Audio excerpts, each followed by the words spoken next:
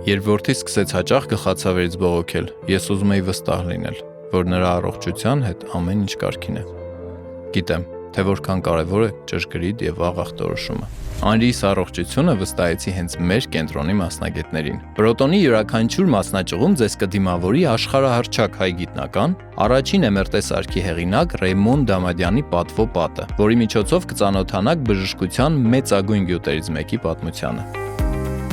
Ընդունարանից ձեզ կուղեկցեն հանդիպումների սենյակ, որտեղ բժիշկ ռադիոլոգին անհրաժեշտ է պատմել բոլոր գանգատները։ Հանդերձարանում ձեզ կտրամադրվի հատուկ հանդերձանք, քանզի ձեր հագուստի վրա առկա մետաղական իրերը, օրինակ կոճակը, շղթան, կարող են խանգարել հետազոտության ընթացքին։ Ցանկության դեպքում ծնողը նույնպես կարող է ներկա գտնվել երեխայի MRT հետազոտությանը։ Այստեղ Անրին սպասվում էր մեծ անակնկալ՝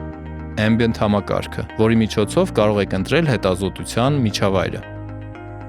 Հետազոտության ընթացքում բուժարուն պետք է անշարժ պառկի և հստակ կատարի բուժանձնակազմի հրահանգները։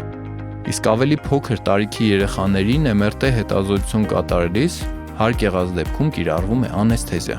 Մինչ բժիշկ ռադիոլոգները մանրակրկիտ կուսումնասիրեն ձեր օրգանիզմը և կտեսնեն անտեսանելին, դուք կարող եք վայելել ձեր նախընտրած տեսահոլովակները։ Անրիի դեպքում դա իհարկե ֆուտբոլն էր։ Ուրախ եմ, որ արդյունքում